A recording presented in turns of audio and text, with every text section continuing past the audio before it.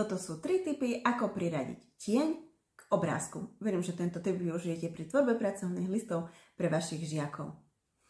Prišla mi od mojej sledovateľky takáto otázka. Chcela by som deťom do materskej školy spraviť takú pomôcku, kde by si kvázi k tieňu obrázka priraďovali samostatný obrázok na rôzne témy. Rozoberáte to na nejakom webinári? Určite sme to na nejakom webinári rozoberali, ale predsa nebudete pozerať celú 1,5 hodiny, takže ja som pre vás pripravila krátky návod a poďme na to. Takže základom je, že ideme do Canvy, vyberáme si dokument vo formáte A4 podľa toho, aký pracovný list chcete tvoriť. Prípadne môžete si brať aj na šírku, ale ja teda si myslím, že asi tvoríte na A4, takže poďme na to. No teda už keď sme v tom konkrétnom dizajne, ktorý sme si my vybrali, či už to bude teda formát dokumentu na výšku alebo na šírku, ideme do časti prvky a tu už si vyberáme z rôznych sloníkov, ktorých máme k dispozícii. Vyberieme si sloníka, sloník sa nám tu zobrazí, vieme ho zväčšovať, zmenšovať, dávame upraviť a teraz ideme cez možnosť dvojtónové, ale najskôr si ešte teda sloníka skopírujeme, aby ste videli aj pôvodného sloníka, aj toho nového. Čiže dávame upraviť, dávam si tu dvojtónové, dávam vlastný, no a ako vidíte, tak sa nám dal do také, ja to takto zväčším, aby ste to lepšie videli, je ten sloník taký šedý, no ale my chceme vytvoriť tieň, čiže bude takýmto spôsobom, len jednoducho potiahnete na čiernu a sloník je čierny.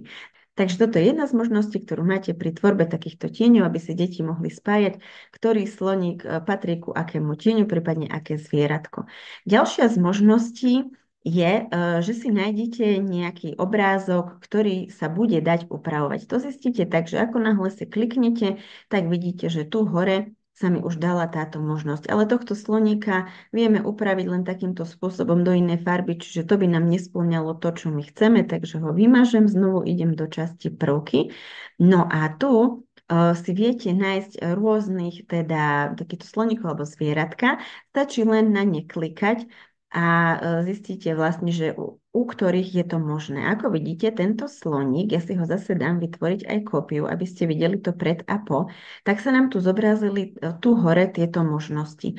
Čiže ja si len teraz vyklikám tie farby, ktoré tam sú, tak každú dám vlastne na čiernu, môžem prípadne aj tie ho klidať takto a tu vidíte, že pred a po, čiže zase by si to žiaci mohli spájať, prípadne viete ich teda potom takto nejakým spôsobom pomeniť na rôzne miesta, aby teda spájali tie obrázky, ktoré ku sebe patria.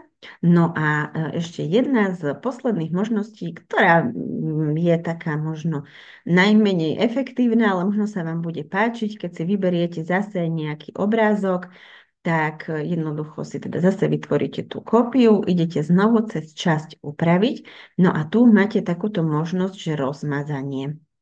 Tu si nastavíte veľkosť, intenzitu, no a takýmto spôsobom len to takto vymaľujete pekne, aby bol vlastne ten celý obrázok touto fialovou farbou premaľovaný.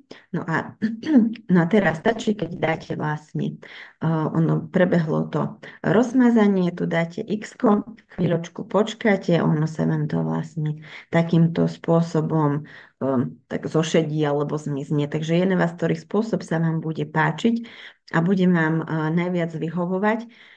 Myslím si, že toto rozmazanie je také asi najmenej zodpovedá odpovedi na otázku, ktorá mi prišla, ale verím, že sa vám táto možnosť páči. Taký bonusový tip, ktorý sa vám možno bude páčiť a bude sa páčiť aj vašim žiakom je, dáme si takéhoto sloníka, len to zase si musíte nájsť prvok, ktorý bude mať aj tieto bočné čiaročky, bočné lišty. Takto si ho skopírujeme. Ja idem znovu cez možnosť upraviť dvojtónové a dávam si ho takto by bol celý čierny ten sloník. Tohto si ešte raz zduplikujem, ja ich dám takto prekryť a vlastne touto čiarkou takto si môžete zvoliť, vlastne aby to bolo také pol na pol, cez tieto tiene si môžete dať vlastne takúto bielu farbu. Nie je to úplne, tak sa s tým treba tak pohrať, nebude to úplne dokonalé, ale môže to žiakom slúžiť ako omaľovanka. Verím, že tieto tipy, ako urobiť z tieňa obrázok alebo z obrázku tieň, sa vám páčili a budete ma sledovať pre viac kreatívnych tipov z Canvy a umelej inteligencie. No dajte mi vedieť do komentára, ktorý tip sa vám páčil najviac.